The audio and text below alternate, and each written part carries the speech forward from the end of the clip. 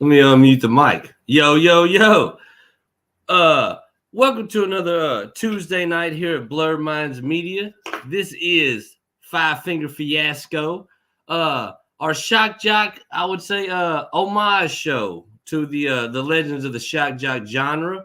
We do understand that the climate at hand may not be too friendly for this genre, but we grew up with it. We love it. So we decided that this is exactly what we're going to do on Tuesday nights with the Five Finger Fiasco show. I am your host, Jay Wall the Jerk, and we're going to get into it. I got some people in the backstage. I'm going to pull them up, and we'll do how we always do. We'll spitball a conversation, and we'll just see where we land. Definitely expect to go off the rails in the conversation. That's kind of the point. Now, a couple weeks ago, I was at the Caravan Comedy Club in Louisville.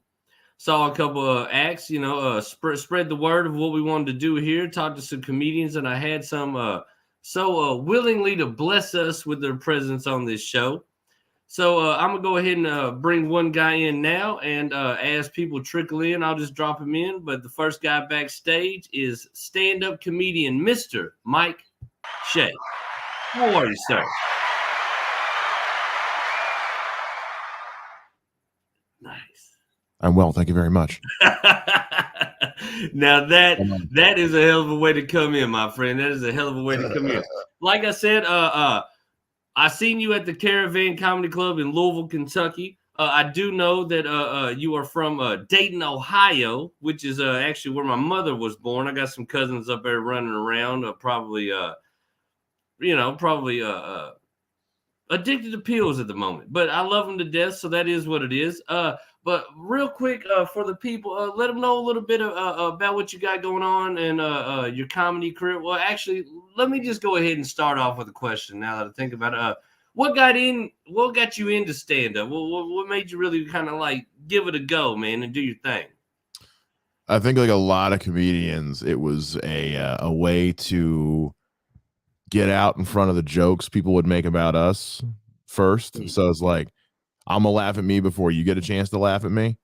My ex, my last girlfriend, she told me that she's like, "Oh, you just use comedy as a defense mechanism," and I was like, "Yeah, I know. Like I don't do this because I'm well adjusted. Like I don't stand on stage in front of hundreds of people and tell jokes about the size of my dick because I have a good grasp on my emotions. Like why I'm doing this." So yeah, I was the high schooler with no self-esteem and was in a dark spot. I was like, well, if I don't find something to laugh about, I'm gonna fucking kill myself. So right.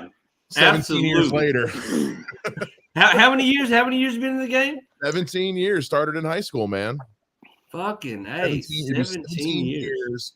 This October, it'll be 17 years.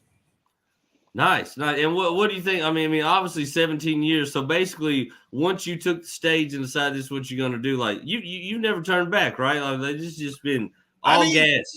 Kind of, sort of. I mean, I have a day job, so like I don't want to mince words. I got a day job.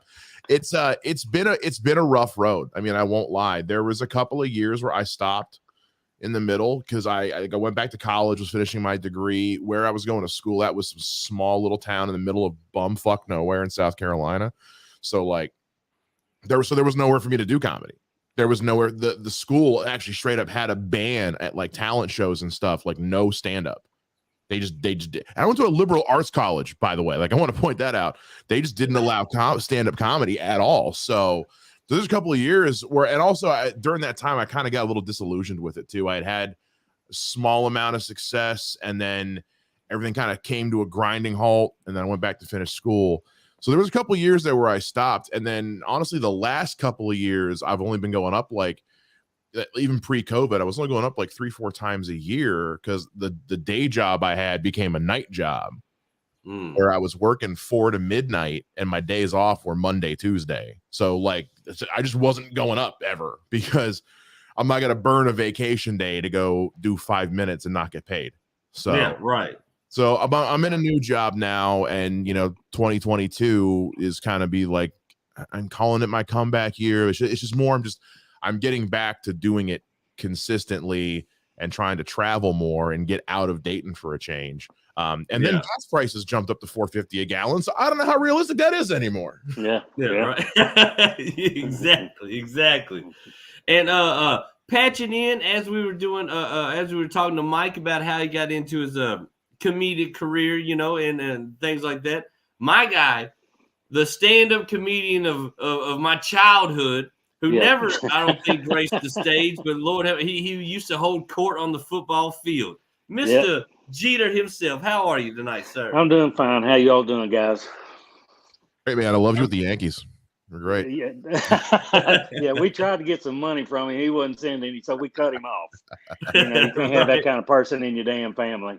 Yeah, can't invite him to the fucking family reunion. Oh, yeah.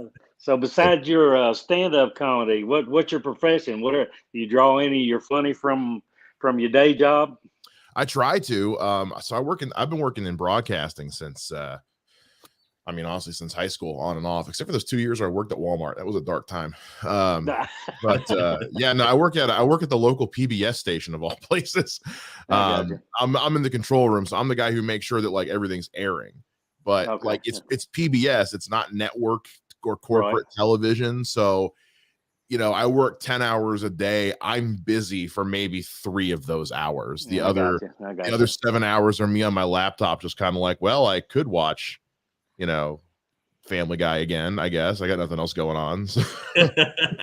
Shit, I'd be falling asleep on something like that if I had that much time in between actually having to do that shit. I'm telling you, they'd be sitting there buzzing me, wanting to know what the hell's going on here. Red Bulls, coffee, none of that stuff works. A little bit because, like I said, my old job at the old TV station was 4 to midnight, and now I'm in at 5:30 in the morning. So I just spent 7 years working in the evenings, and now I'm back to working, but I'm off at like 3 in the afternoon. So that's not bad at all. Well, that's cool. That's cool. The funny thing is, I had a job at a plumbing supply house, and they decided to start a drive-through.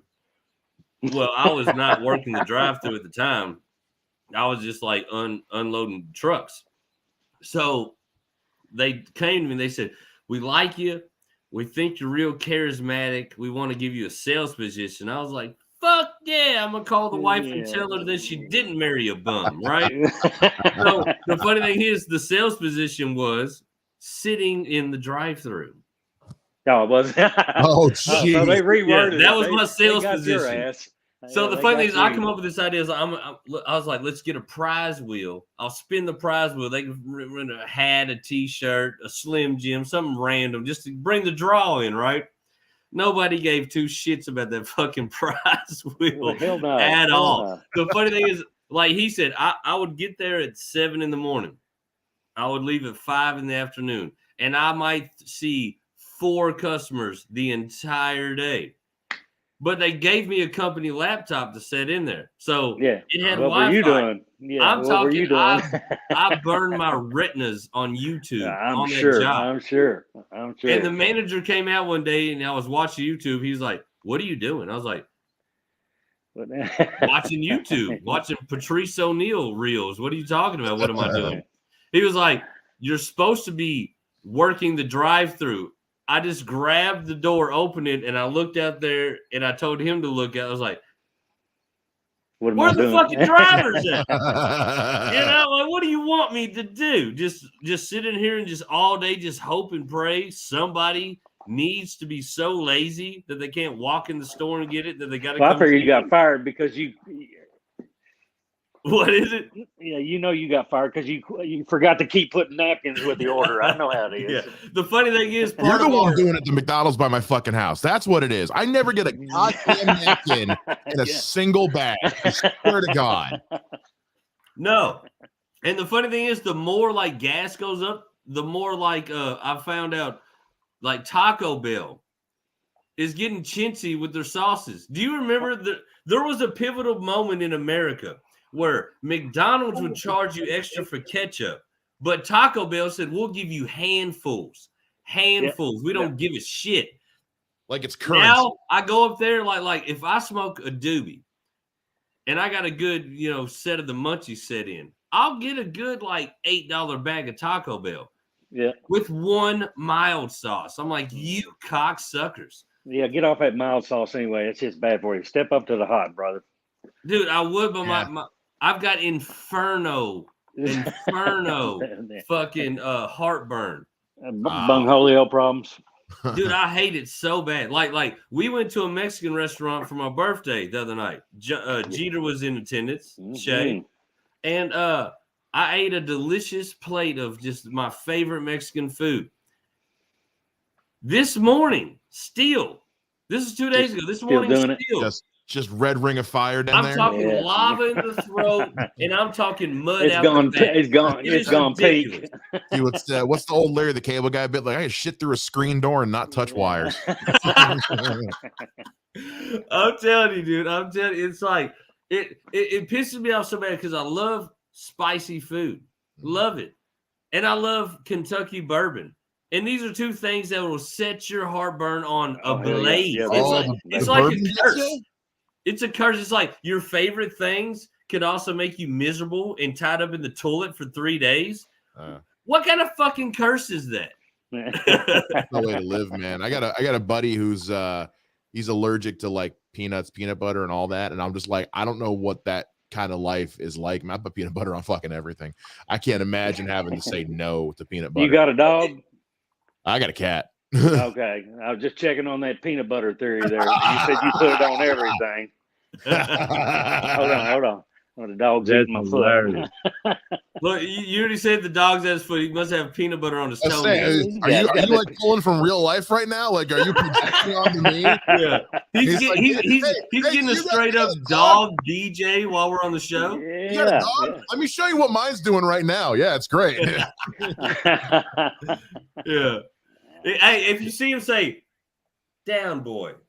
Down, boy. Yeah. You know we got a problem. We got a serious problem over here. Yeah, well, I heard that so much at the Catholic school when I was young. You know, you gotta throw that in there every now and then. You know, I felt very bad when I got baptized Catholic, not for any religious purpose at all, just to play football at a high-end high school. And bro, I felt so bad. I got baptized Catholic. We have to go to mass per the school curriculum. I never once got diddled. Never once. Yeah. Join the crowd. That's my whole joke. Like, am I the ugly kid? Like, do Yeah. priests not like? I was gonna say, man, like, look in the mirror. I mean, shit. That's yeah. You know what I mean? I'm like, what do priests have against amputees? That's fucking bullshit. I deserve to get molested like every other boy. You got to pay. Were you on the discount plan? You got to pay for that shit. Yeah. They said this kid's got one hand. It's like a half off molestation. Maybe you should have been with the nuns. Yeah, exactly. Just getting burn that little arm up there, Justin. Scared the other guy away. Yeah. As soon as I talked about how I was upset about not getting molested, he tuck-tailed and run. Yeah, that's the kind of show this is about to be. Fuck this. Yeah. He's like, I got to go to church tomorrow. Fuck you. Who goes to church on fucking Wednesday? Are you say you're in Dayton? Dayton, Ohio. Are you a full-fledged? What is it called? Damn it! I done lost my train of thought. A FIFO. Do that. A FIFO. Yeah. No, you a FIFO? I had no idea what that is. It's a fucking idiot from Ohio. My son married one. Oh yes, you are. Because I'm from. So like I'm from fucking everywhere. So like I was born in Erie, in Pennsylvania. Gotcha. I grew up in like Canton, North Canton, Akron area, and then moved down south for high school and college. And then I came back up here just to be near your family after being done with college and all that. So Gotcha. Canton. No, what is it? Football Hall of Fame? Canton? Is it football? Oh yeah. It's one of the Hall of Fames. Yeah, Canton, Football Hall of Fame's there. It's like a regular field trip, no matter what grade you're in. At some point you're taking a field trip to the Hall of Fame.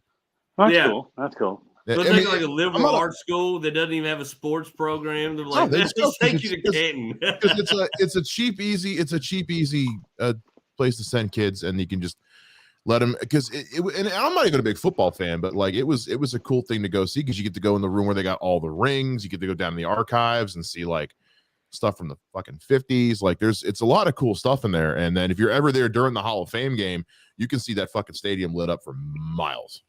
So are they like a D2? Are they D1? Are they D2 or D3 or?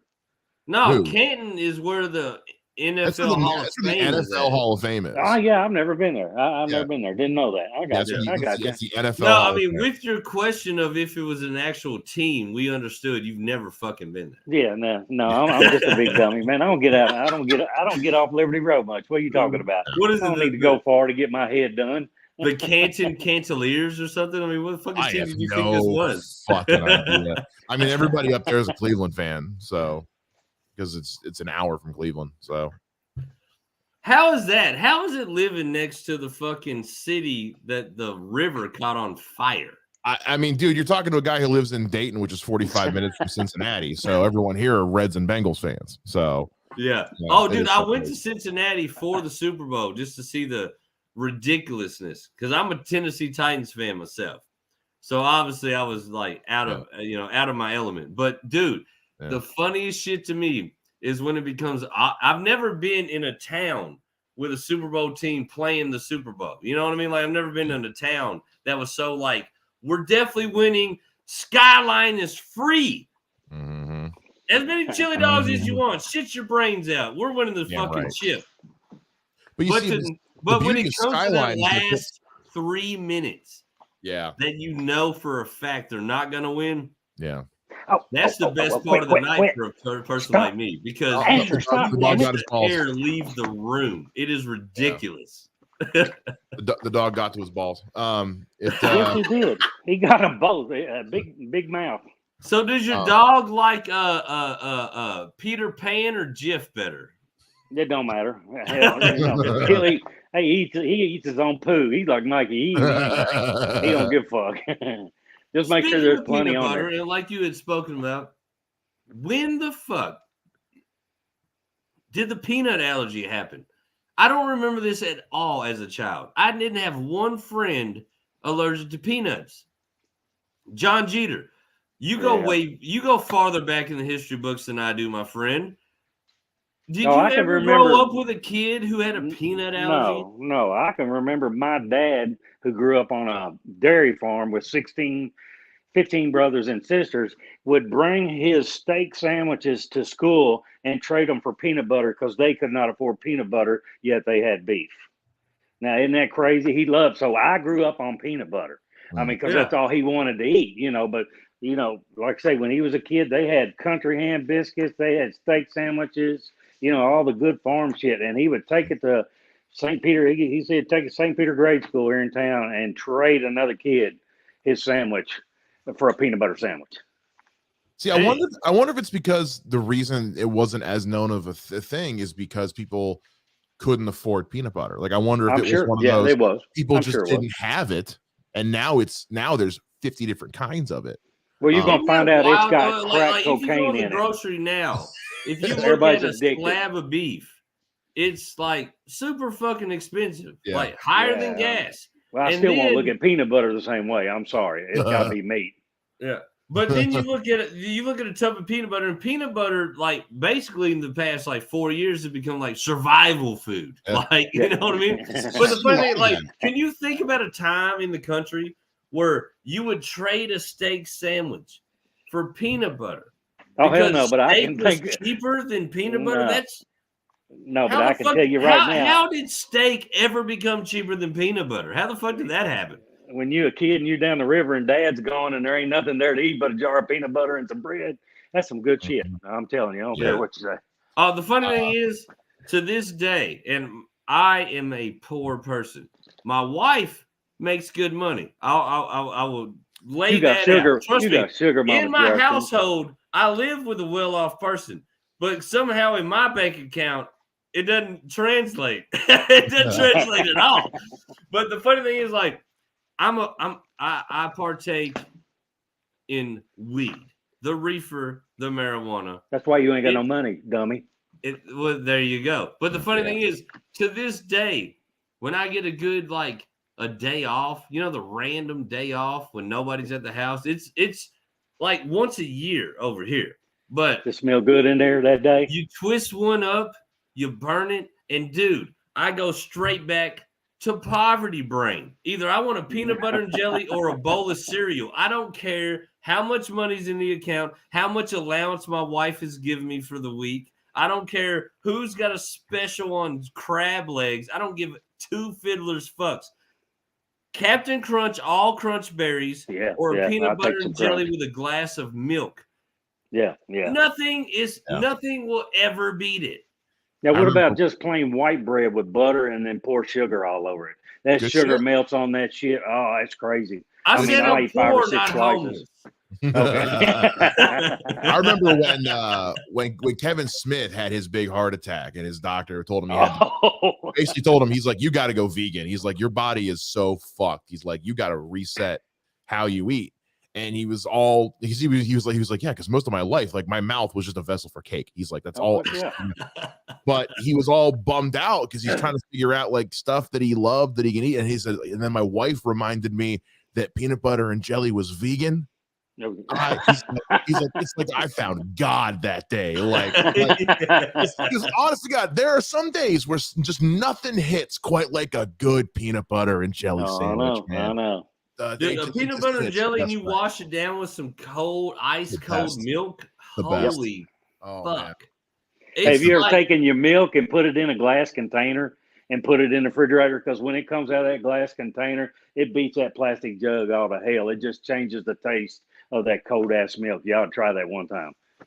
Oh yeah, dude. Like when all growing up, my grandmother, the only thing in her refrigerator was a 24-pack of Bud Light cans, which I could not fucking touch, or a 6-pack. Somehow she figured out the math so much weekly to only buy a 6-pack of the glass Coke bottles. Mm-hmm. Yeah. But somehow she never fucking ran out. It's ridiculous. Like a 6-pack of glass Coke bottles will last me a day. Yeah. Oh, yeah. Oh, yeah. Somehow she never ran out, but she only had one. It's not like she had a fucking like a Sam's Club shit. You know what I'm saying? It was only one. She just figured out how to just have just a fucking nut. But dude, a Coke out of the glass bottle, not the tall Mexican glass bottles. No offense to Mexicans, but I'm just saying the short ones, the originals. Mm-hmm. Has a Coke ever tasted any better? Oh, I know. Everything tastes better out of a glass bottle. Fabulous. It's like Jesus just busted a load in my mouth. It is amazing. Watch it. Hey. You're getting kind of carried away there, buddy. You're grounded, Justin. You wait till I call your dad and your mom. Shit's getting ready to go down, brother. If you tell my dad that I talked about taking a load in my mouth from any man, I'm out. I'm out of the inheritance. I'm out. So how's the scene out there? Here's the funny thing. My dad's such a good old boy. My sister went to a Lady Gaga concert in Lexington, Kentucky years ago. My dad comes to pick her up. He's stuck in traffic because there's a parade of transgender people walking across the road.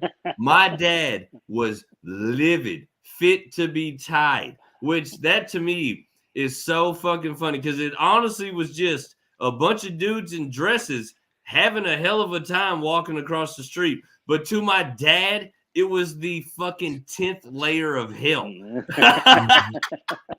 He was so upset. Like, what are you so mad about? What's there to get mad about? These guys are just happy. Like, yeah.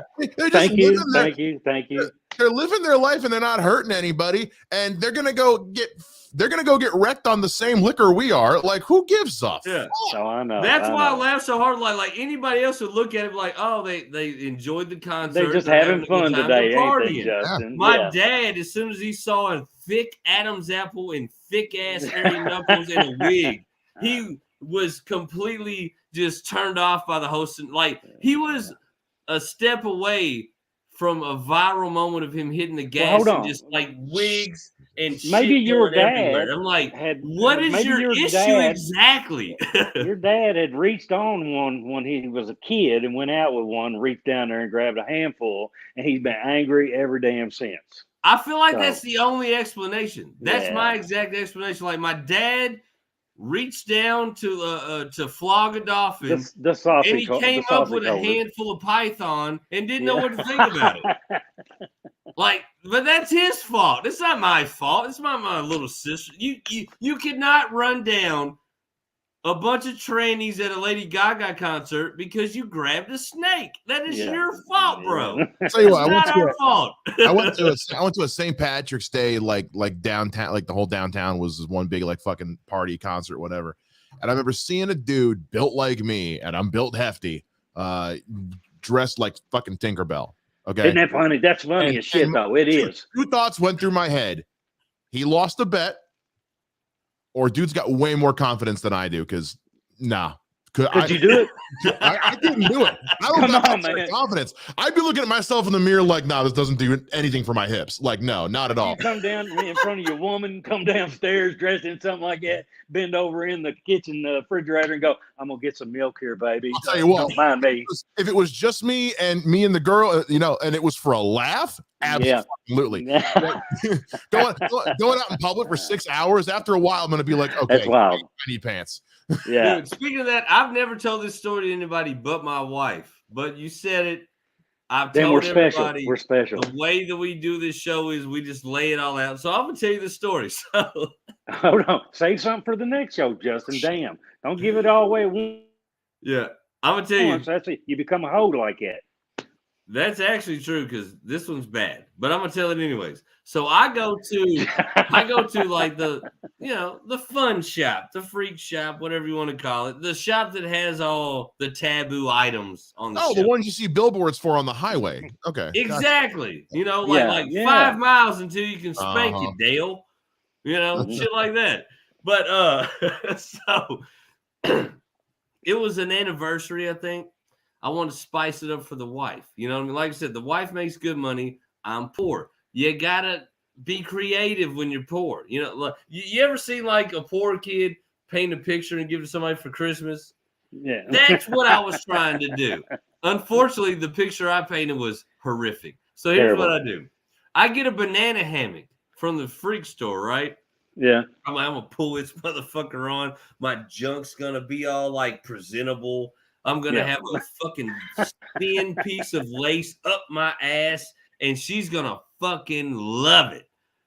Yeah. Bro, one size fit all does not fit fat boys, let me tell you. At the time, I'm pushing 260. I'm probably at my biggest. I go in the bathroom. You shut the fuck up right now. You shut the fuck up right now. I wish. Oh my god, my turds weigh 260. Shut up. Hey, next time you turn around on the toilet, go, well, hello, Justin. What are you doing down there? So I'm a lightweight, but unfortunately for the banana hammock, I'm a big boy, right? I don't know that it says one size fits all. I'm thinking it's like stretchy, like a flex fit hat or something.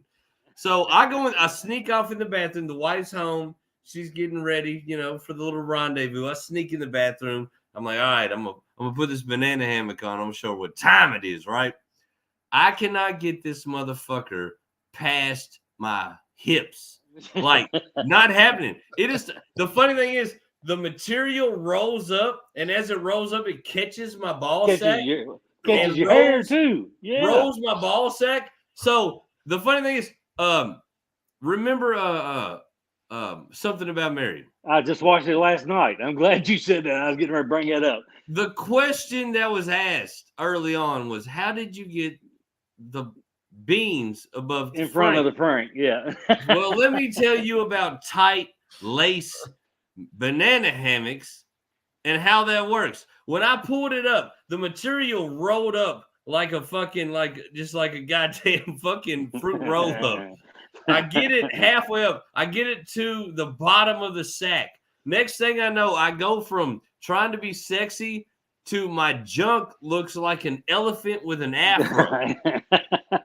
with fucking crystal meth bugged out eyeballs. Yeah. I'm like, and I'm looking at this in the mirror. I'm like, not only do I not think this is going to get me laid, I think this is going to get me divorced. Yeah, you're going to jail too. I pull it back off and I come back out and I'm just wearing like my regular ass. You didn't take no pictures?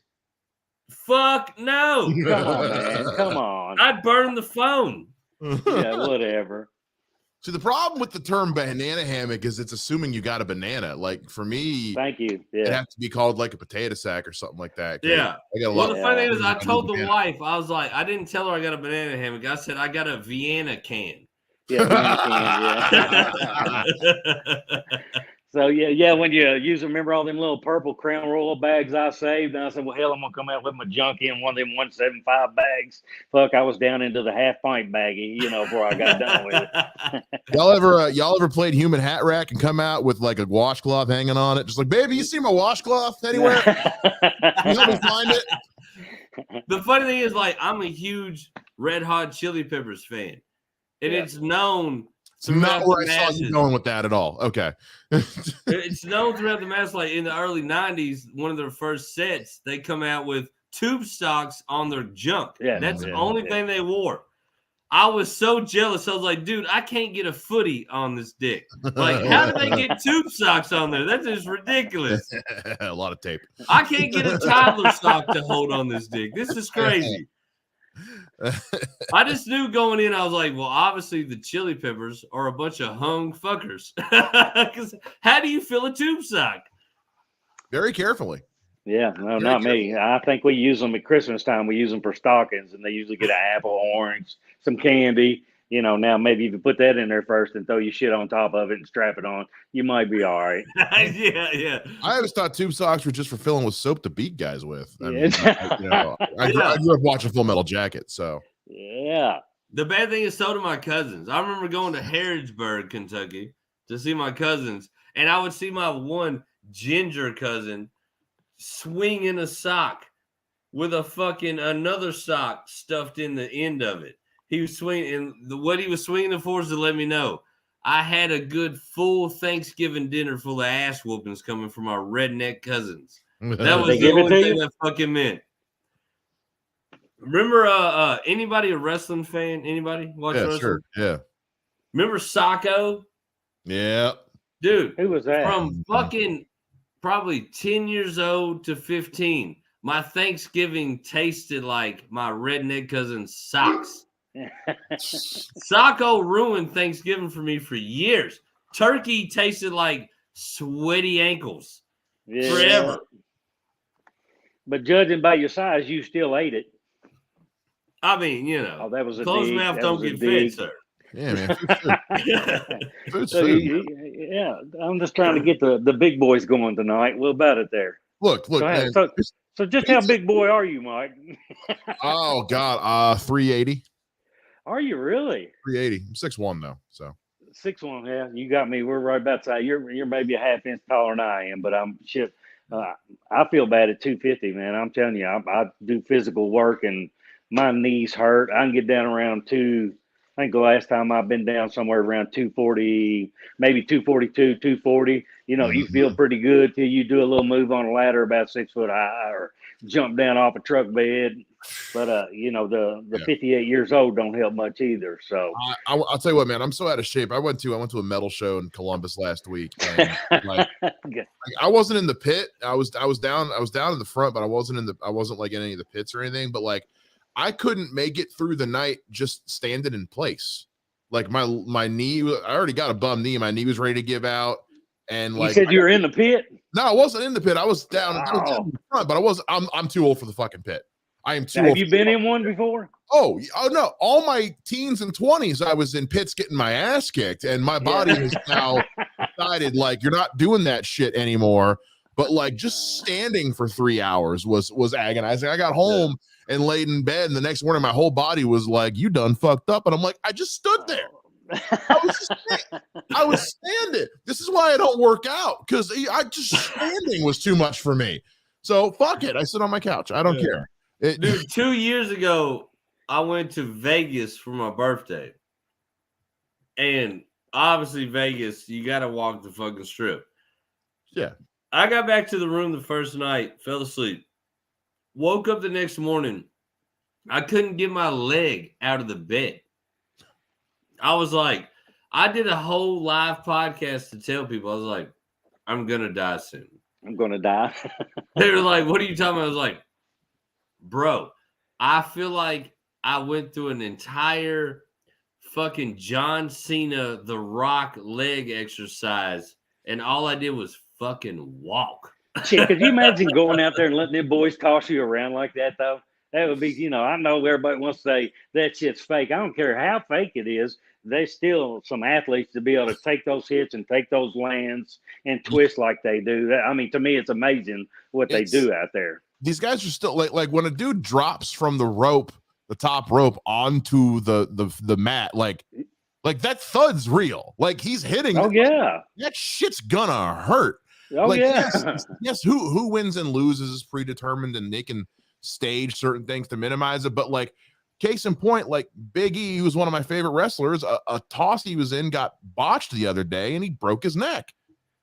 He's in the hospital right now. He's gonna be fine. It wasn't like a bad break, but he fractured a couple of the things in there, and so shit can happen.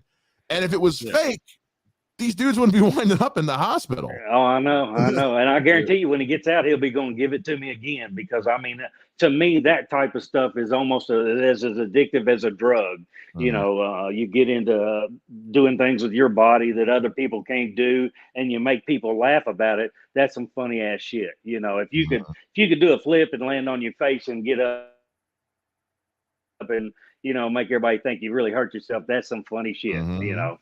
Yeah, dude, we went to a small wrestling venue last Friday because on Monday nights we have an 80s, 90s wrestling tribute show here on Blurred Minds Media. A dude right in front of us, we're second row. A dude right in front of us gets tossed out of the apron. Now, you can hear him bouncing inside the ring. You can hear the ring bounce. You can hear the springs. That's probably safe enough. You know what I mean? This dude gets tossed out, and we're on a basketball court. When he hits the hardwood, you don't feel no bouncing under your feet. You hear him 200-300 pounds, boom, right under your feet. You're like, fuck. It had to hurt, man. I mean, the best landing possible fucking had to hurt. You know what I'm saying? Mm-hmm. Like, yeah. The funny thing is, the storylines, some of the theatrics in the ring, fake. If you want to call it fake or you just want to call it entertainment, that's up for discussion. But, dude, these it's real. I mean, fucking beatings. I heard an interview with The Undertaker. Mm-hmm. The Undertaker's laundry list of injuries from the time he started to the time he retired, horrifying. Yeah. Horrifying. Thinking about what happened to this dude. Both eye sockets shattered. Could you imagine your eye socket shattered? But the thing is, with a wrestler, not only did you shatter your eye socket, you still got 30 more minutes to perform this match. Oh, yeah. That's nuts. Like, for me, you shatter my eye socket, fuck this show, fuck them fans, take me to the goddamn hospital. Yeah, it's all fun and games till your eyes hole gets hurt, huh? Right? But the thing about it is, like, they'll carry on the whole fucking match. Okay, did you do your homework? Did you do your homework from the last show? Because I told you to watch a certain wrestling movie. What was it? Come on there, Brainiac. Peanut Butter Falcon. Peanut Butter Falcon. Oh, yeah, Peanut Butter Falcon. Have you watched it? Oh, it's a great movie. Oh, it's crazy, isn't it? It's good. I watch it every time it's on. It's awesome. You need to watch it, Justin. It's funny as shit. Damn near won the Oscar. I didn't realize that, but I mean, that's about the only thing I like Shia LaBeouf in. He plays that part fucking perfect. He really does. I think it's in his DNA. So is that a movie? What's that? 2019. 20. I was going to say 2019 or 2018. Yeah. I'll tell you that. Like I said, on Thursday nights here on Blurred Minds Media, shameless plug, we have Movie Militia, the movie review show. So, Peanut Butter Falcon, we will definitely fucking address that. Well, thank you. Hey, give it a thumbs up. I'll make sure. I tell you what, we did 28 Days Later. Have you seen that? Fuck yeah.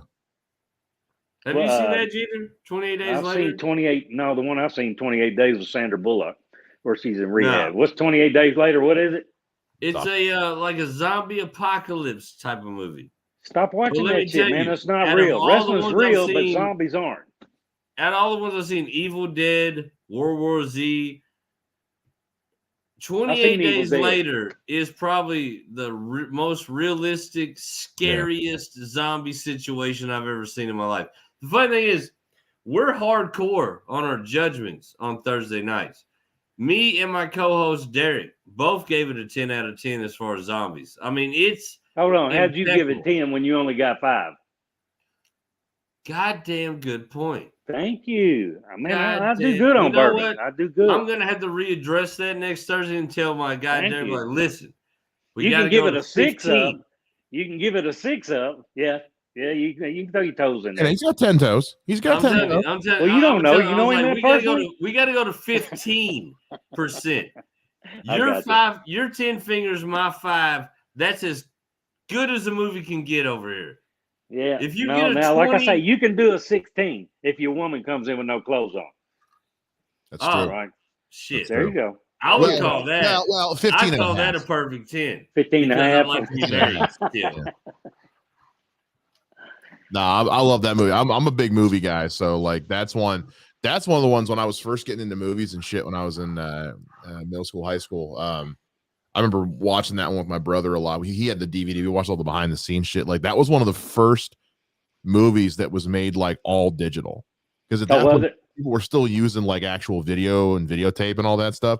That was one of the first ones that was made all digital. And dude, I'm telling you, for the money, when it comes to a zombie movie and how you would think it would be realistically in your life, probably one of the closest ones I would say. Funny thing is, the only other apocalyptic movie that I think is more realistic than that would be The Road.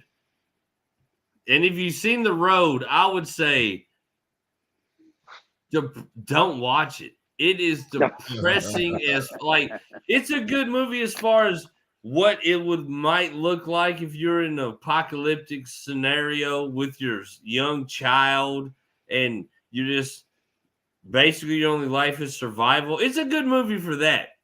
But if you want to feel good at the end of a movie, don't watch it because it is depressing as fuck. It's like watching people like get cancer diagnosis. It's like awful. Like you don't want to see it. Like it's bad. Like it's so good as far as the you trying to get us all happy, aren't you? Goes, it's awful. It's awful to watch as a regular human that can still like buy bread and milk. It's horrible to watch because you think about this could be your life, and it is nothing. I don't think there's a happy scene in the fucking movie. It's horrible. Yeah, like you said, it's almost like real life with all the shit that's going on. The dude who wrote that book and the dude who decided to make it a movie are both deranged psychopaths because it is you don't get a feel good part. Nobody breaks out in song. Nobody breaks out in dance. Nobody wins anything great. Nobody gets a new car. It's just shit from the beginning to the end. That's called reality. That's the scale you use to measure if something's good or not. If they break out into song or get a new car, otherwise it's all. I mean, if you watch the movie about the Holocaust, but they broke out in song, you feel a little better about the Holocaust. I'd feel a little weird if people were breaking out into song during a movie about the Holocaust. Like, I don't need to see like a Disney musical number with penguins when we're talking about Jews getting killed. Like, if I want the only Nazi musical I have any interest in is Springtime for Hitler. That's the only one. But that's if you've never seen The Producers, then you don't get that joke. But what's the one that just came out though? Was it Jojo Rabbit or whatever? Jojo Rabbit was fantastic. That's about Nazis too, right? Movie. Yeah. This is some kid shit y'all talk about, isn't it? Did you see how Mike Shea's eyes lit up and how much like fun emotion he had in his face talking about Jojo Rabbit? Dude, that movie's so good. No, it's not a kid's movie, man. It's literally it's about it's about a kid. It's about like a Hitler youth during World War II. Okay. And how he kind of starts to kind of come to terms with everything because he's just fallen to the propaganda that's been getting fed to all these like small little villages around Germany that don't know any better. And then as the Nazi occupation gets more and more intense, he's kind of like, oh, this maybe isn't actually all that good. But honestly, the best part is that his imaginary friend is Adolf Hitler, but it's Adolf Hitler like a brainwashed 8-year-old would think he is. So he's talking to, Adolf Hitler, who's going like, yeah, man, I don't understand why you can't get a girlfriend. You got the best body in your grade. Like, seriously, girls are so weird. Like, is this like animated or is it's live action. It's made by the same guy who made Thor Ragnarok. I haven't seen that. Y'all are out of mind. So it's kind of a dark comedy, but because the guy who directed it plays Hitler, and it's live action. It's really good, and there's a lot of moments that are genuinely really funny, but then it gets really dark really quick, and I'm like, oh shit.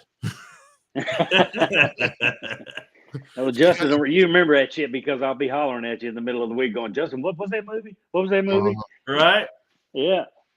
Because Jojo Rabbit. Like I still haven't seen it yet, but I heard about it, so I haven't seen it yet. Like the funny thing when I think about movies like that, like Inglourious Bastards, I think that's like I didn't care for that. I thought that was kind of stupid. I mean, you didn't like it? Do it. I go back and forth on that movie. I didn't care much for it. That's the one I did watch. I didn't think it was worth a damn. You know what's funny to me? I honestly agree with you as far as beginning to end.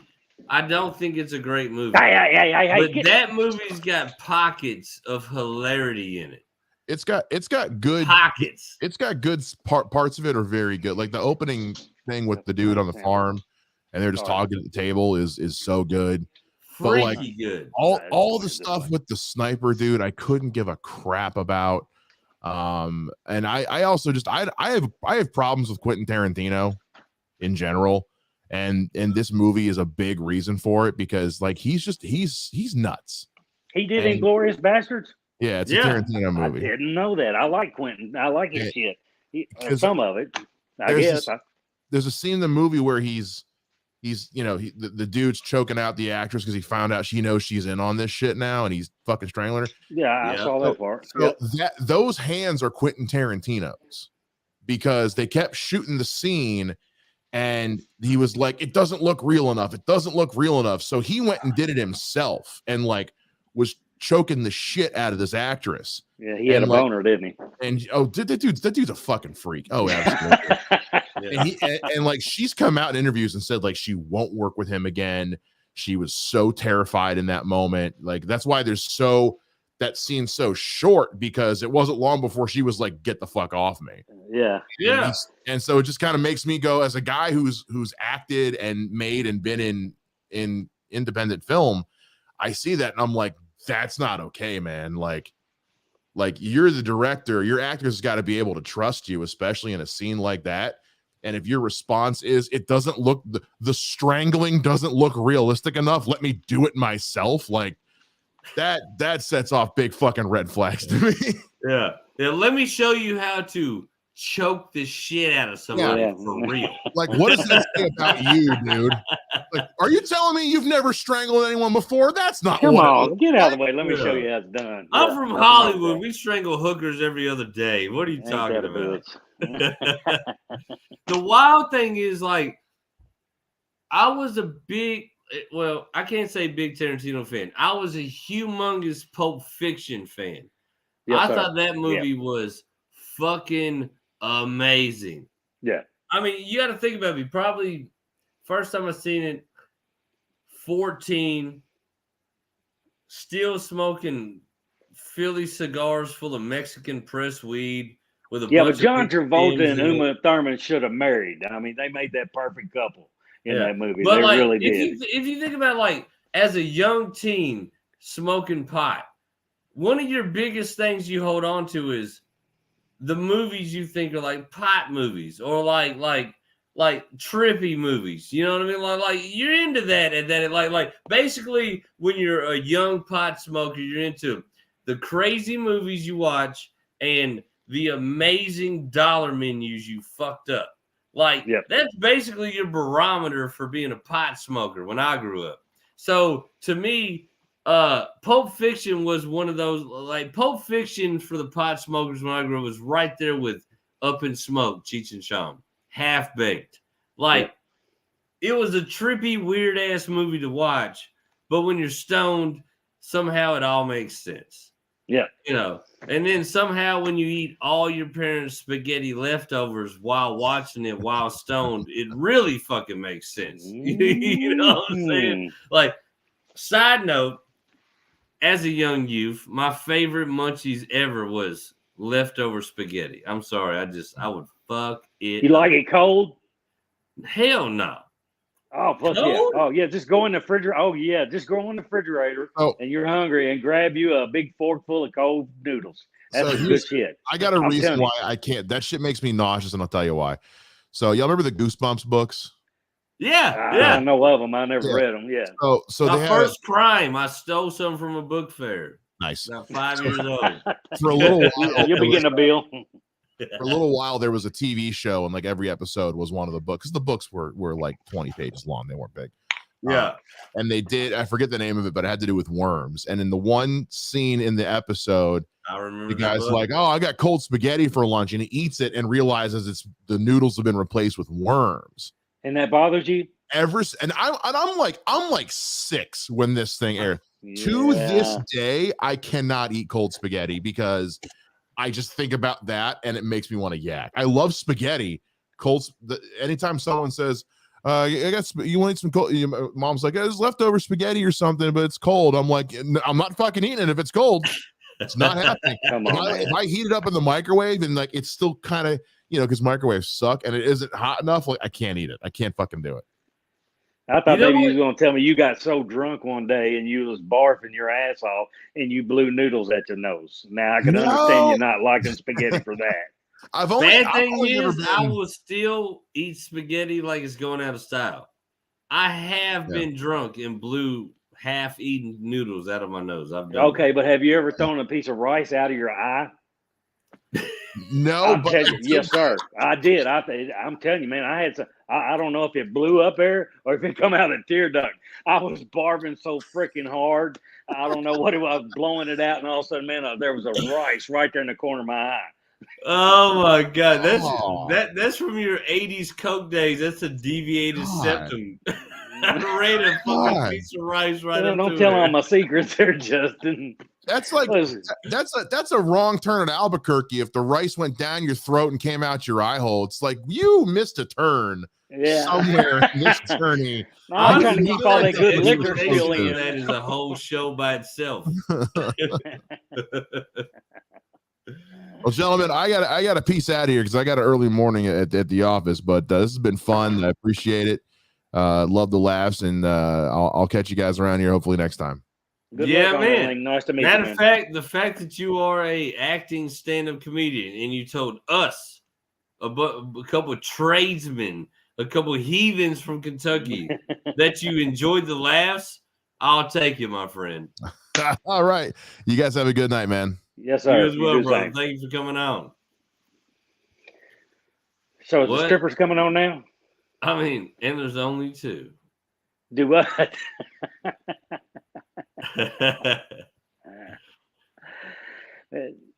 Well, talk to me, buddy. Tell me something funny. All right. Well, something funny. We have somebody in the comments section. Her name is Highs Energy. She gives us some laughing emojis. So we'll accept that, and we do appreciate that. But I did have a topic for the show. I wanted to ask you. Chips.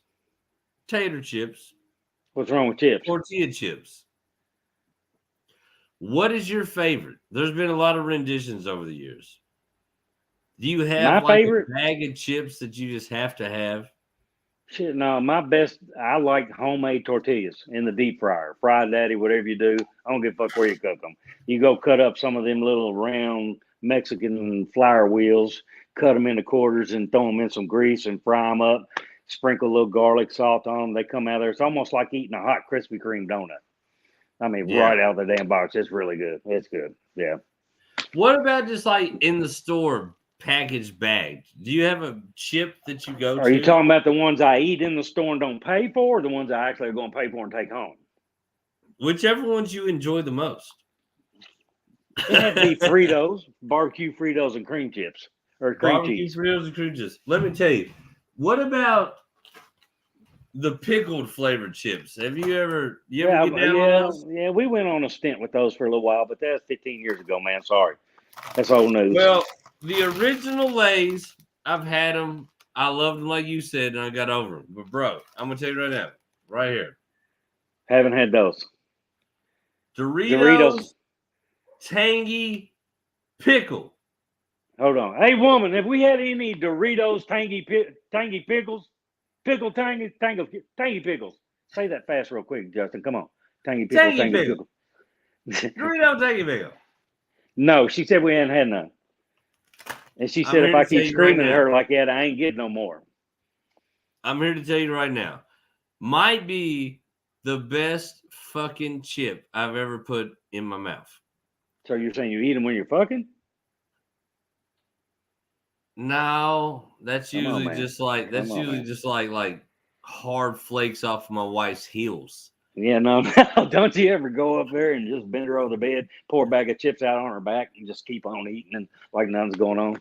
I tell you what, though, my dad's little brother Ernie, my uncle Ernie, his wife, I love her to death, but she looks, Lord have mercy.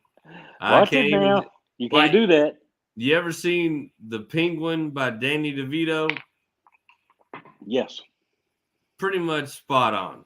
So what I'm gonna say is, he told us that he used to bend her over and put a Playboy on her back, and look at the Playboy. That's too easy, man. That's to too handle easy. his business.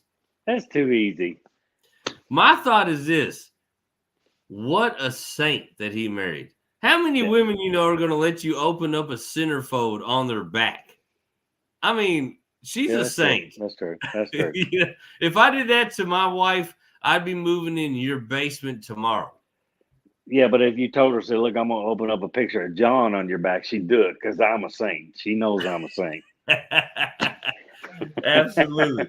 Funny thing is, she told me she loved the dinner the other night. She loved being with all y'all. I was like, how'd you like your little Mexican restaurant or your Mexican waiter? He was funny as shit, wasn't he? Oh, yeah. And he burned it up. He burned it up. He was a good waiter for that many people. What did we have, 20-something? Yeah. The last time I was there, he was my waiter. Oh, was he? So he's been there for at least... He said 15 years. I asked him. I'm about to say at least 15. Yeah.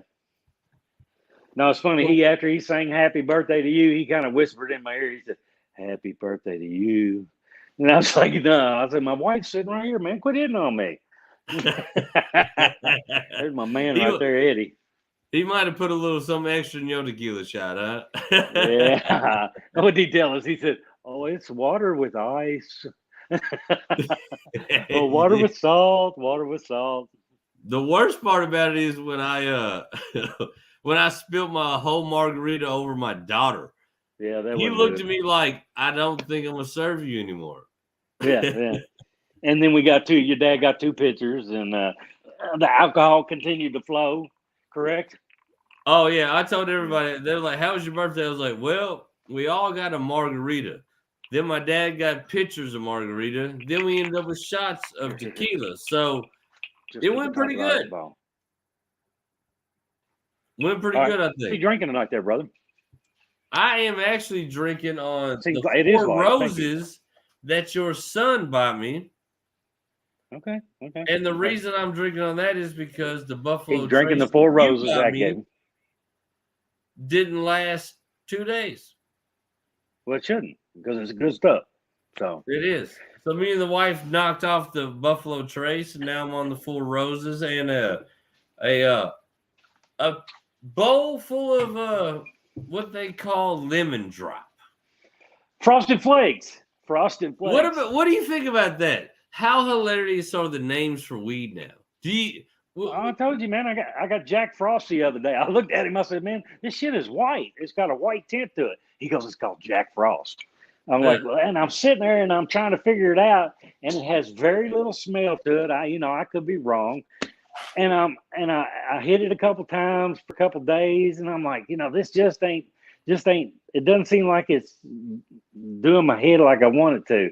So I hit it today on the way to work, and at work about lunchtime, I'm like, my eyes are so tired. What's wrong with my eyes? So apparently this weed fucks with your eyes. So yeah, there you go. I don't look quite that, but I hope not. I got a little more red to me. I got high blood pressure. But I mean, it's funny. Yeah, you know that. How was it from your days back, when you were a youth? Oh, it's bullshit back in my day. Yeah, I mean, I remember the smell. I think I started when I was. Was there ever 14 a name going on back 15. then? Did anybody come to you like, this is the White Widow? Or No. They just like, this There's is a nothing bag like of that. No, treat. tie stick. Tie stick was the shit that hit about.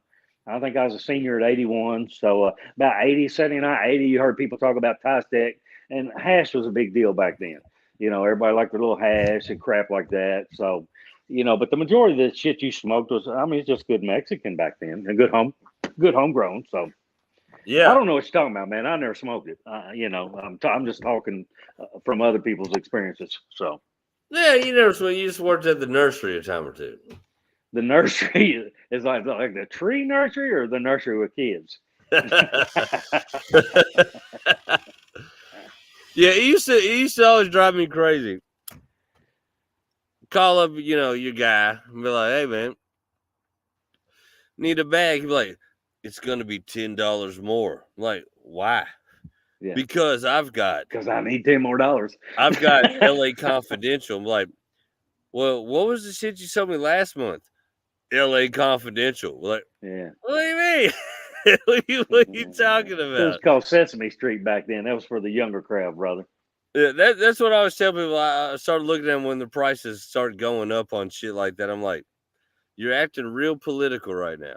Taxation without representation. I don't care what you call it. You've had the same weed for 2 years. No, I noticed that. Like I say, it'd take me a couple months to go through an OZ. Just hitting it every day, 3 or 4 times a day, not hitting it heavy, and you're sitting there, and some of it you get used to, it, and you're like, I don't know why I bother smoking this, but others last the whole, 30 days, 2 months, whatever. And then all of a sudden, so kind of I've gotten to where I like to keep 2 different strains so that you can smoke one for a week and then hook up on the other one, and you're tricking your mind is what it is. It's trickery.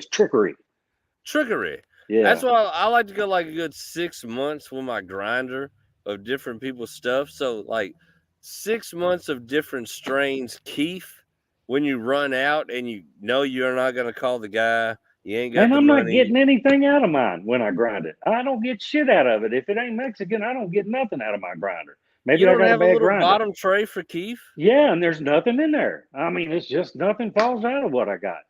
I'm gonna have to send you one of the ones I got because I'm telling you, my shit grabs. It's just a little silver round one. Yeah.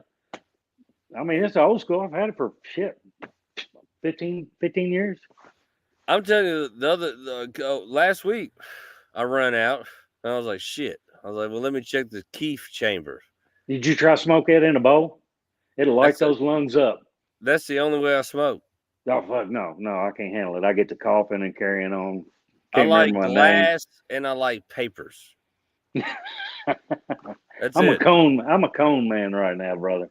You know why I don't like cones? Because I got one hand. They're hard as fuck to load up. Like I'll end up with like a cone full of weed and then another fucking amount of weed that could go in a cone on my nub hairs and in my lap and in the floor. It's ridiculous. It's just retarded.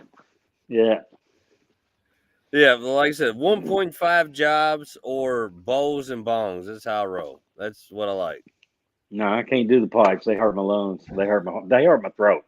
They really do. Every time I smoke out of a glass, even the heavy ones, it just burns my damn throat. I don't know what it is. The funniest thing is when I pack up the bong and we have company over and they're all a bunch of high-end weed smokers and they have no clue how to use, like they look like a monkey trying to fuck a football, trying to figure out how to run it. I'm like, I thought you were weed smokers. They're like, we only smoke blunts. I'm like, so you're not a weed smoker. You're a blunt smoker. Like weed smokers, I've smoked shit out of apples, oranges. I ain't done that. I ain't never done that. I ain't been that you hard. Never done that? You never made a bowl out of an apple or an orange? No. Did you eat the apple afterwards? Fuck no. It tastes like butthole. Yeah, no, but it probably has some THC in it. Probably. Yeah, yeah. I remember one time we were in Florida with my parents, and we were in a very non-smoking room. I made a bowl out of a water bottle, like just a regular plastic bottle of water. Get them PCBs, buddy. And you ever had a blowy? You know what a blowy is? You take a fucking toilet paper roll and you fill it full of fucking fabric softener sheets. And put a gerbil in it? Yeah. Yeah, that's called tubing, man. Yeah. It really has nothing to do with smoking, but it's fun to do while you're smoking. You got to pull the teeth first. That's nasty. No, but you pack the toilet paper roll full of the fabric softeners. So when you blow out, you blow through that. So instead of smelling like weed, it smells like laundry. Funny thing is, Dave Walden did not believe in a room with no laundromat that we were doing laundry. So did he throw your ass around the room a little bit there, brother? It was a little bit of a Justin toss that vacation. Sure. He told me about all the money that he would lose if they caught us smoking in there. I was just at work? No, it was on vacation, but it was like a non-smoking room. I got you. He's like, you smoking in here? It'll cost me $1,000 a life. Well, that's why you got the bank account, bud. Love you, daddy, especially put up with your ass for how many years, you fuckhead, you. Oh, yeah. I mean, yeah, you got your good family there. That's what I put the man through. Yeah. And guess what? Your daughter's going to do the same thing to you, brother. Payback tenfold. Isn't that what the Bible says? Tenfold. 10. Yeah. See, that was the funny thing. Like when we went to the doctor for the ultrasound, I was dead set. I'm having a boy. I have to have a boy. When they said you have a little girl, I was like, ooh, karma train is coming around full circle. Well, all I got to say is when they hit about high school right there, all you got to do is walk by that group of boys that's looking at your little girl and go, hey, you about a half a second away from being drug in the bushes, brother. Don't make it happen. So, right. If I can't do it, I got 4-foot level or a 22-ounce hammer out there in the truck to take care of your ass. Well, you running away from home? Or are you coming back now, aren't you? Oh, yeah. Yeah, I don't. The funny thing is I smoke cigarettes habitually, but I've never smoked a cigarette in any house I've ever lived in. So what's your plans for next week? You got maybe like, I was thinking maybe Chris Rock or Chris Tucker, but somebody good. I'm booking them. You know what I mean? Are you booking? I'm working on it, but I tell you, it was cool as shit that Mike Shea showed up. Yeah, it was. He was funny. Enjoyed talking to him. He didn't look no 380 though. He didn't. I think he's lying. He'll have to call me back up and send me a pic. I don't think he's 380. Go ahead, call him out. Call his ass out. On stage. He's not a small fella. He's big boy. Yeah. Funny thing is, so what's his nickname? Tiny? Isn't that how that works? Yeah. Yeah. That was funny. He would be on the job. I was stuck in a halfway house after some bad decisions. No, you weren't stuck in there. You put yourself in a halfway house. Tell the fucking truth, Justin. All right, so I put myself in a halfway house. Thank you. And my roommate was some fucking dude that they called Red, and he was fresh out of prison for murdering people. Had a long braided goatee. That's a no. No. Down to here. and the funny thing is, like, I would call crazy ass redneck. Is that what you're saying? Yeah. I would call him Puddin' to all the new people because they didn't know what they were getting into with him. So I'd be like, oh, don't worry about old Puddin' over there. He's soft as Charmin. He ain't going to do nothing. This one new guy gets on the phone to call his mom to tell him how everything went his first night in the halfway. Red runs up behind him, grabs him by the chest, and he says, ooh, boy, you know how good you look with some cigarette ash eyeliner, some Kool-Aid lipstick? The boy dropped the phone in pure fear. His mom took off running. The line. You could hear, hello, hello. He just dropped it, shaking like a leaf. I had to run over there, push Red. I had to push Red off him and say, hey, man, He's not gonna do anything to you, man. Don't worry about it. Tell me why the next morning we woke up, the kid's shit was packed, he was gone. He would rather go back to jail than deal with Red. It was a ridiculous scenario. Yeah, I had one stint in jail, and that was for a DUI. And hell, I could have got out early if my wife would have come got my ass. She left me, so I can't say I'm a hardened criminal. Yeah, that's terrible. I was raised by hardened criminals, but I didn't become one. The funny thing is, every time I went to jail, everybody in jail knew that I did not have any intention of being there any longer than I had to. I'm on the phone. I'm asking the COs who I can snitch on. I'm telling them about all kind of illegal shit going down in jail. Anything I can do to get the fuck out of there. I was a cold rat. Justin, you a crybaby? All of that. Yeah. I was like, but how many? Well, hold on now. Did you go back after you figured out you was trying to get out? Did you put yourself back there again? I don't know. I'm just trying to put shit together here. Oh, I went back again. Yeah. Well, you didn't learn the first time, did you? No, not at all. So you got your daddy's thick-ass skull. Y'all knuckle draggers. You know you got some, what are them damn cavemen called back in the old days? Got the great big forehead. You got some of that DNA in your shit. The Cro-Magnon.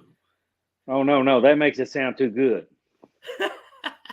I'm just talking about the ones that got the little things on their knuckles, just a step away from, I don't know, whatever. You know what I'm talking about. Neanderthal man. Neanderthal. That's what I told them when they went to take me to jail. I was like, I'm not smoking weed. I'm trying to start a fire. I'm trying to warm my family. Yeah. So, I mean, I'm a hunter-gatherer. So are the short ones called Neander shorts? You got Neanderthal, Neander shorts. You got Neander what else? Female.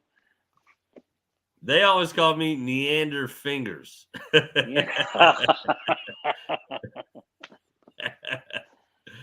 Holy shit. So how long do we have to do this shit? Because ain't nobody listening to your ass right now. You know that, don't you?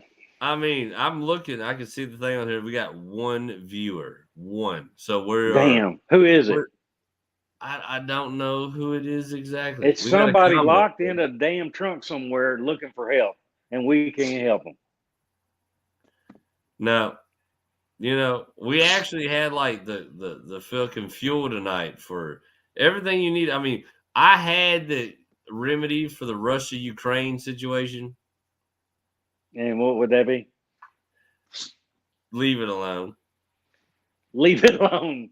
Leave it alone. You know what's so crazy about that shit? We're just now getting out of all the COVID bullshit. Mandates are going away. Mm-hmm. Kids cannot wear masks at school. Weather's turning out to be beautiful. And what do they do to us? They decide to jack gas prices up so much that you can't get your boat 5 foot away from the dock. So who's doing it? Is it the man again? Because everybody blames the shit on the man. That's what I always hear, the man. So I never met the man. But, I mean, like I say, I'd like to tell the man, hey, I'm thankful for what I got, motherfucker. I'm pretty happy right here. If I can't afford the gas, guess what? I don't need to go no damn where. I don't need to be ripping and running up and down the road. So who is that's how I look at everybody so up in arms about Ukraine. I'm like, you're so worried about Ukraine. Like, have you looked at your gas? Have you looked at your grocery store lately? Hold on, look at your neighborhood. Look at your fucking neighborhood. Damn, you worry about Ukraine. Why don't you pay attention to your neighborhood for about 3 or 4 years and get that shit straightened up? Then work your way towards another part of town. Obviously, Putin thinks that he's got his shit in order, so he's going to go ahead and move on to that second step and grab hold of Ukraine. So I think, I'll be quite honest with you, I think Joe Biden, they ought to have a stand-in Joe Biden that's a wrestler that walks up to shake Putin's hand and just smack the fuck out of him right there, Just fucking light it up. Get it going, one-on-one. They the ones who want to push the buttons. Let them do it. That's what drove me crazy about this whole shit too. Like, all right, Russia and Ukraine are having issues. Russia and Ukraine might go to war. Russia decides they are threatening nuclear strikes. I'm like, wait. How the fuck do we go from you got issues over there to all of us got to worry about nuclear bombs? All of us? I don't give a shit about Ukraine or Russia. Why don't you just let them handle that over there? All I know is in Kentucky, the weather's turning, the creeks are running, the lakes look nice, but gas is so high that you can't fucking get to them. Leave all that other shit. Can we just have a summer? Can we all just get along? Yeah. That's my thing. My thing is like I see people on the internet like proud for Ukraine, go Ukraine, and then I see people go Russia. I'm like, go to the lake, go to the lake. Why are you so upset? Well, I just want to go to Cumberland and run a boat from one end to the other, and then not cost me $1,000. Can I just do that? You got a sugar mama. Don't worry about that gas, Justin. Go out there and just run that shit up there. Mama make good money. She'll take care of you. That is true. Yeah, I need one of them little machines. You seen them little dollar machines that they throw the shit on the stripper? Yeah, the little guns. Yeah, you ever had one of them? I got one, but I come to find out you cannot load it up full of change. You put someone's eye out with that, won't you? I had strippers hitting the deck, running for the light. It looked like Ukraine in there. I was shooting quarters like it was a fucking 50. You was on the bad side of Louisville again, weren't you? The funny thing is, when you go to Lexington, you got to shoot quarters or you get tossed out. In Louisville, dimes and nickels will get you all the way to the back room. Ain't that a bitch? Yeah, but I don't know if you want to go back there. I ain't scared a whole lot, but I'm kind of scared of that shit. Where was it? We went one time when I was in my 20s, and here in town it was all, there wasn't no bottomless. It's just show the boobs and go on with it, have a good time, get fucked up, laugh and carry on. Well, guy I was up there with like, hey man, it's 2:00 in the afternoon. Let's go to the titty bar. I said, it's 2:00 in the afternoon. We ain't even drinking yet. I ain't gonna go to the titty bar. He goes, well, we can go check it out and see what's up. He goes, they're all nude. Well, guess what? When I got to that all nude shit, fuck that shit. Them women do not need to be exposing them angry beavers like that. It's right up there in your face. I'd rather look at two nice titties that look soft and feel good to touch, other than that big mushy mess right there in the middle that's scares shit out of you. It's like beaver with no teeth. Yeah, absolutely.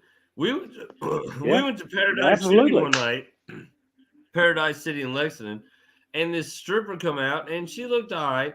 She spread her legs, and she had a white thong on, and there was period droppings on the thong. I was like, no. That's exactly people pay good money. People pay money we're in for the that. Paradise City.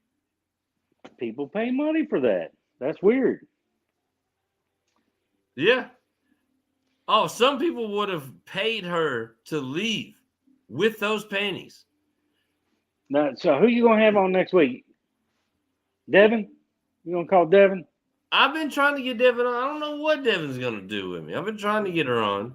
Ain't no sense in calling Zach. Where's Todd? Todd's supposed to be on here? I sent him the link. He's scared. You tell him I called his big ass out. You tell him I called his big ass out. Oh, as soon as we wrap, I'm gonna text him like, you fucked up, right? Yeah. Yeah, it's funny. I mean, hell, we went that damn axe throwing at one time. I felt weird wearing a fucking kilt around your asses. Everybody's like, you got to go without underwear on. I said, fuck that. You know who I'm hanging around with? I said, shit, no, they ain't getting that free feel like that for nothing. They got to go through the fabric first. Right? You got to work for it a little bit. Yeah. The funny thing is, Are you going to wear one next time? I got a buddy who co-hosts the movie review show with me. And he does LARPing. Like, he actually goes and, like, fights in the Renaissance festivals and things like that. Like, he does it for real.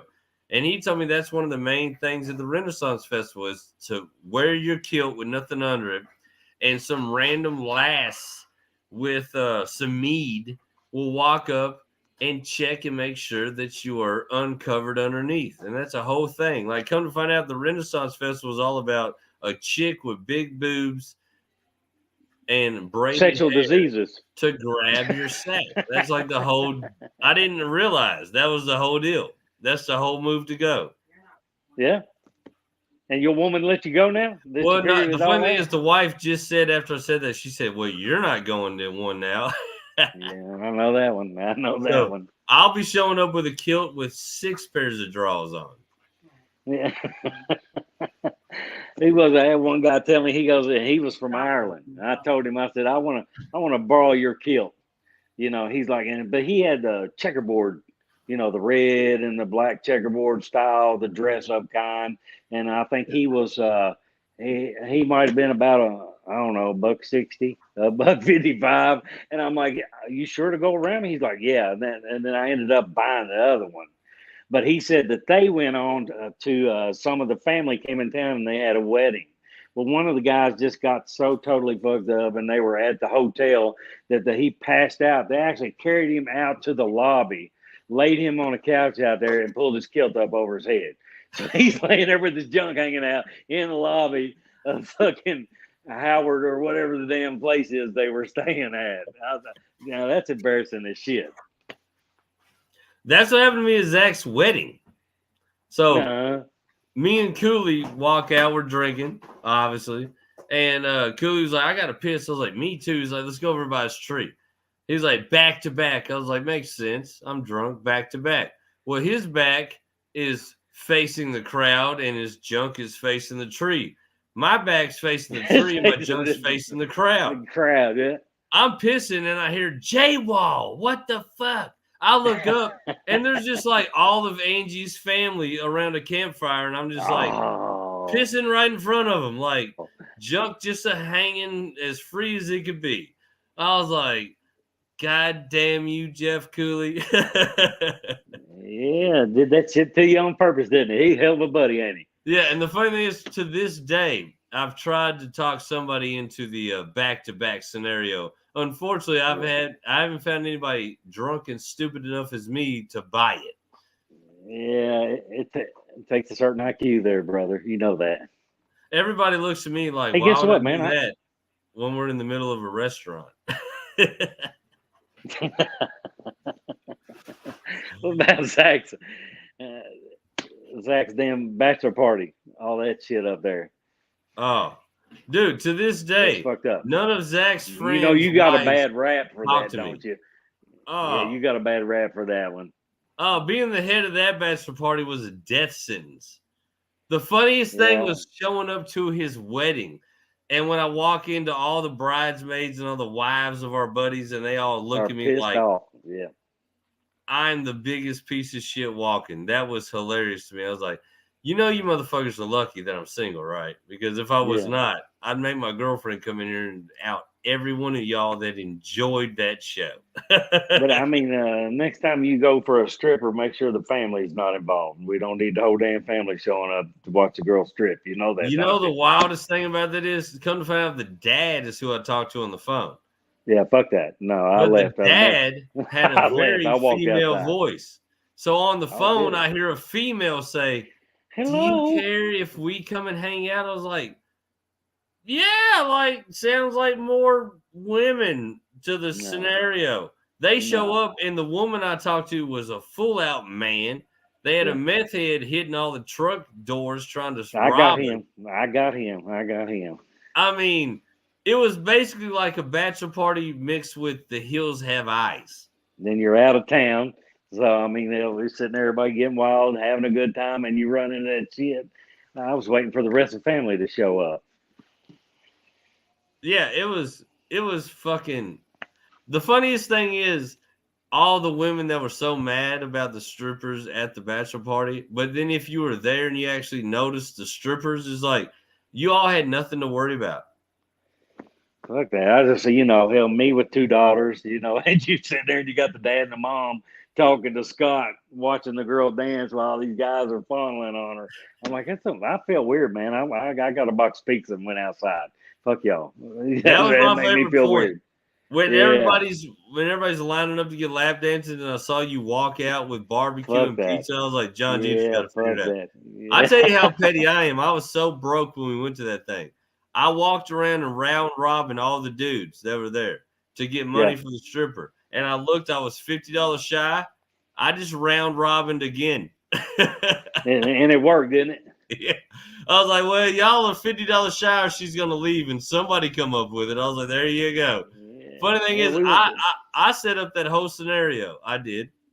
And I did not get not one lap dance, not a fill of a tit, a nipple, nothing. I literally just facilitated the strippers for the bachelor That's probably because you were so drunk and you couldn't realize that one nipple was 3 inches higher than the other one. So you kept grabbing in the middle and getting nothing is what it was. I know exactly how that works. I thought I was going in to suck a nip like 5 times, but I kept going cross-eyed and I was just sucking on the carpet. I just ended up with a mouthful of couch out of nowhere. Yeah. As long as Chris laying there with you. Oh, funniest go pee, thing go pee on yourself. Night. Go pee on your own couch. I'll tell that to the viewers out there that are watching. So we're at this bachelor party. There's 2 couches, one on one side of a room, one on the other. Both my buddies are asleep on it. One of my buddies gets up in the middle of a sleepwalk, walks to the other couch, pulls this thing out, starts pissing on the couch. Well, he's pissing on one of our buddies.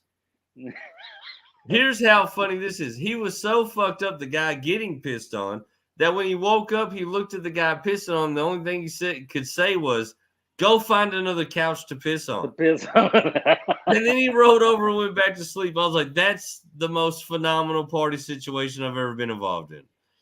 It was a good party. We had a good time. So absolutely we did. Well, Jeter, I thank you again for another Tuesday riding with me. We ran this goddamn thing out an hour, 26 minutes. I don't see nobody else backstage. I think we can call this motherfucker. Sounds good. Tell your woman I said, hey, man, let's see if you can't figure out, get somebody stupid on the show next week. I got a few extra bottles of bourbon to burn up. So absolutely. And I also thank you and to my my brother in arms, Zach Jeter, for the bourbon for my birthday. I haven't had to buy bourbon in 2 nights. That's nice. That's nice. And your guests. Don't forget about your guests. Thank you, guests. Absolutely. Had a good time with him. So, all right, Justin, I'm out. Y'all have a good night. Yes, sir. You too. Thank you again. And we'll try to run her back next week. All right. We'll see you. Later.